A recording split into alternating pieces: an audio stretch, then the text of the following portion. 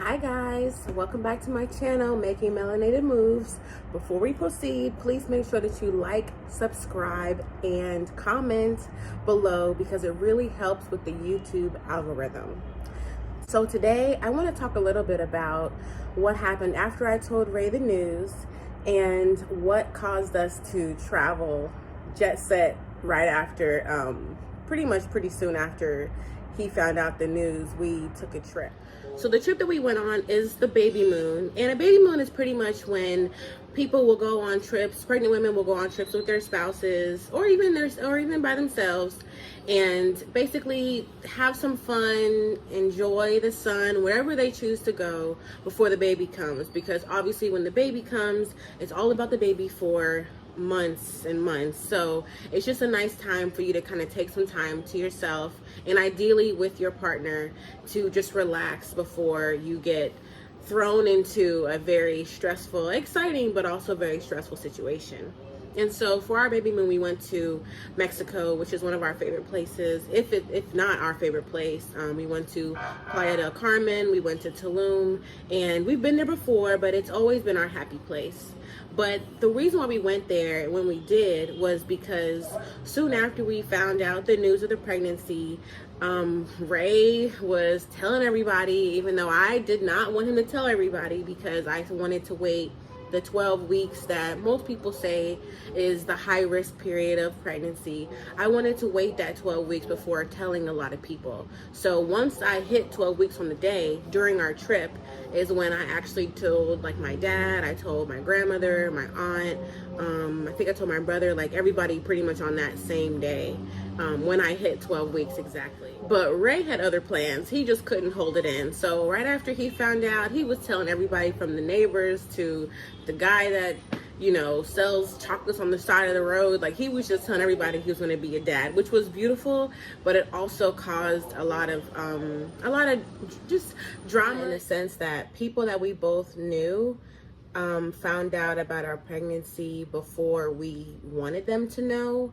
And these particular people were very opinionated, and it was very negative, their opinion. And I think it was because they came from a place of having a lot of stress and trauma within their experiences. So they were just loading and unloading all of that, just, I guess, PTSD and stress onto us and our experience, because we weren't presenting ourselves as people that were scared. Again, I didn't have my permanent provider yet, so I was a little nervous about that, but they were like, how could you not know? How do you not have a provider yet? This could be going on, that could be going on. Oh my gosh, like, you don't know if the baby has this issue or that issue. And it was just a lot. And Ray being told that he was irresponsible as a man, as a husband, it was just crazy. And so that was like really stressful, and a lot of just negativity around the whole experience, you know. And I was also offended because I'm like, there were other people in my family, for example, and on his family, that didn't know the news yet. And so it was like the people that found out were not the people that we wanted to know. You know what I mean? It was just like, especially some people that were in Peru, because I have a lot of people in Peru as well. Like everybody, I was living in Peru for 2 years, over 2 years, when I did Peace Corps. So I have, you know, my Peruvian family, if you will, as well, that didn't know, or, you know, some that did know. And there were some mutual friends that, you know, we didn't tell yet. You know, there was a bunch of my own family members, like close family members, that didn't know, and some of his close family members didn't know. So even though Ray was like singing it to the people that were random, he wasn't really telling people that were like really close to us. He was just telling people like in the street, you know, that like that weren't gonna look for me and say, hey, I know you're pregnant. But he was saying it like at work and stuff. But it was like people in our families that didn't know the news, and there were people that were also in our families that did know the news that should not have known. And it was just really upsetting, because I'm like, how do you know this news and my dad doesn't even know this news? Or how do you know and my own grandmother? Or how do you know this news but my host family in Lambayeque don't know, or my suegro, my father-in-law, doesn't know. So it was really upsetting when like certain people that should not have known the news found out by some, somebody told them, and that was just really upsetting, and it caused a lot of stress. And so not only did these individuals know our news, but they weren't being quiet about it. They were going on and on about things that were really negative and upsetting. And I'm like, what are you really saying all this for? What type of conclusion are you looking for exactly with telling us these horror stories and stressful things? I mean, are you trying to help? Are you trying to hurt? I don't understand what the purpose is telling people negative things about a decision that's already been made.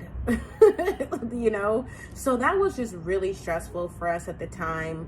And then to add insult to injury, the place where we were living at the time, I told you guys in another video, we were living across the street from Ray's parents. And we were living there because we were planning on building a whole level to their house. So in a lot of South American countries, honestly, around the world, like, people tend to build on their parents' houses, have multi-generational homes, kind of like what they do in New York, when they would have those brownstones and every floor is a different house or a different apartment. We were planning to do that too. So we were living across the street with that purpose for the future, and spoiler alert, that never went through, so maybe in the future I'll tell that story, because that was a pretty juicy one.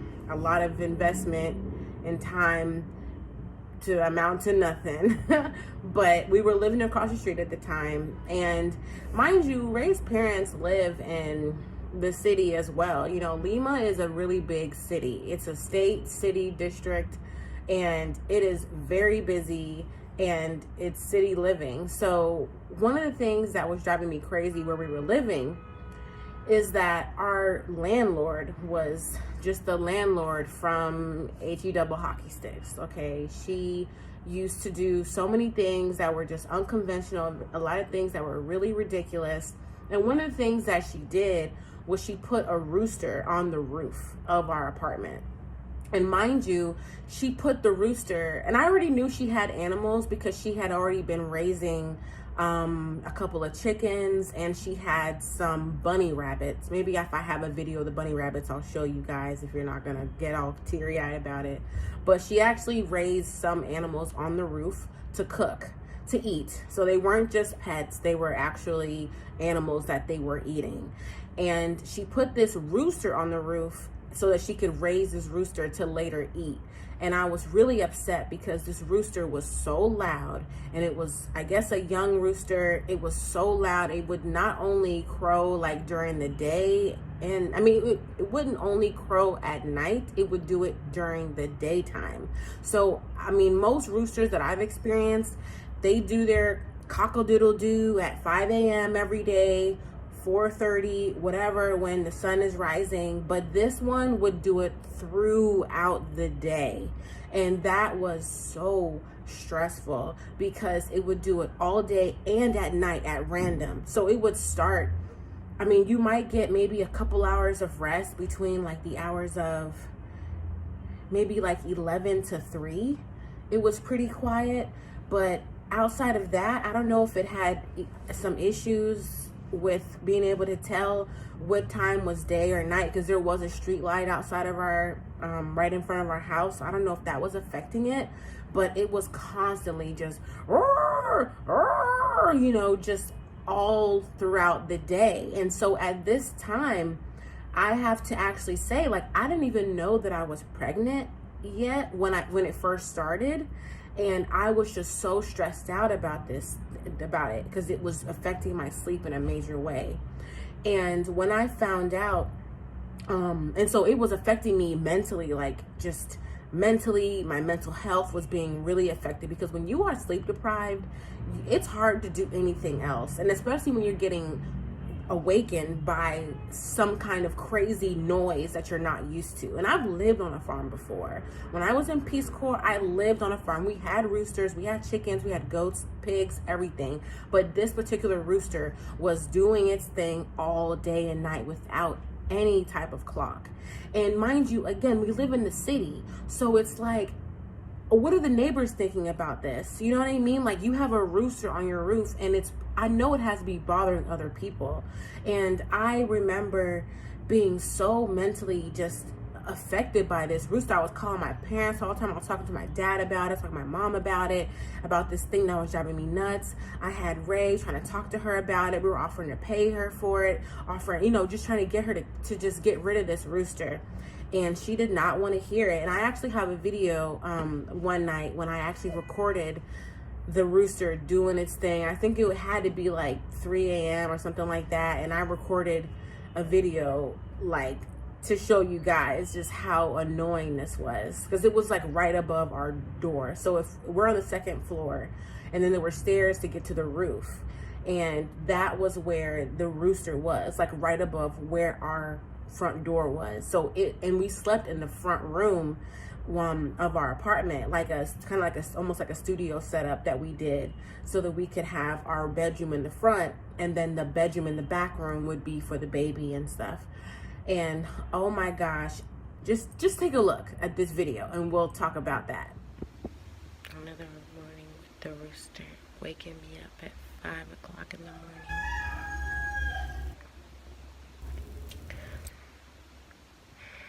I don't understand how any of the neighbors can sleep through that. But I have to believe that other people hear that and wake up. Like, I refuse to believe that I'm the only person that wakes up.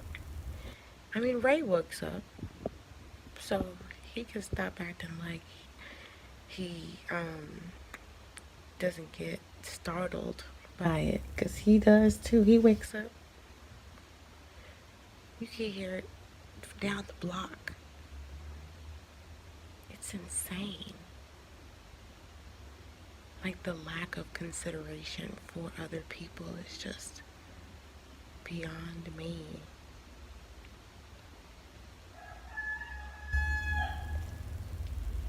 I mean, it's like, screw the rest of you. I'm gonna, keep this neighborhood alarm clock alive until I feel like eating it. And I'm gonna make sure it just terrorizes all of you, and so that you all know when I decided to kill it. I just don't understand why everybody has to be involved. Why do we all have to conform to this type of situation, Why do we all have to deal with it? And like I said, this is not the only rooster in the neighborhood. This is just the only rooster that screams like that all day. It starts now, and then he'll do that throughout the day.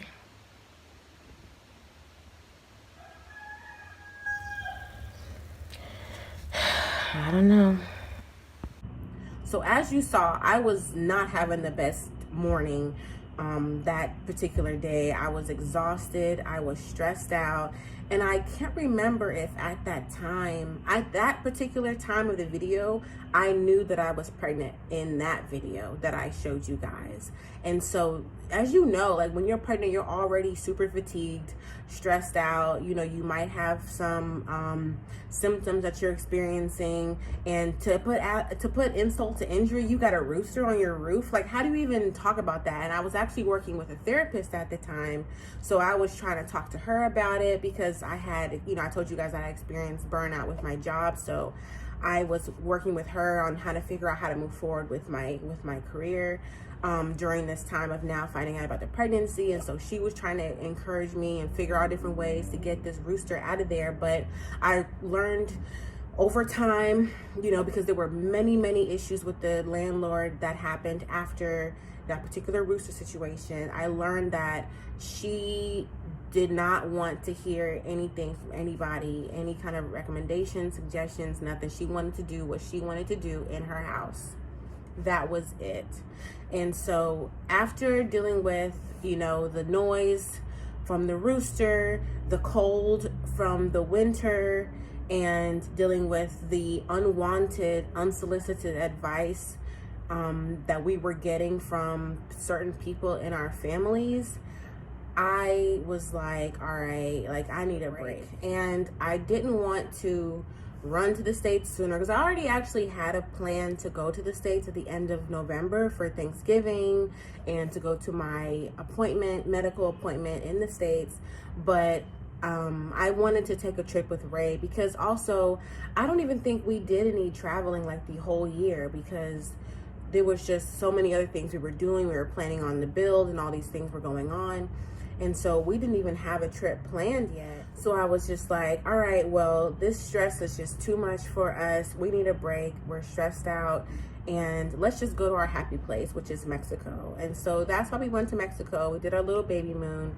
And it was so much fun. As usual, we had the best time, and it was just right on time because the amount of stress that we were both dealing with at that time from the neighbor, and then Ray obviously was feeling a lot of stress because everything that was affecting me, it affects him too. You know, the kind of work that he does, he can't go to work stressed out. He can't come home dealing with, you know, me going off about this rooster, about this or that. You know, it's a lot of stress on him, and I know that, you know, which is why I try to be a lot more like understanding with the kind of work that he does. I try not to just pound on him when he gets home, but then with the pregnancy and being sleep deprived and just feeling tortured all day by this animal, I was, you know, obviously telling him like how I was feeling, and then I was having an expectation for him to solve it. I'm like, this is your country. Like, you need to talk to this lady because I don't have the best delivery in Spanish because I have like the American directness.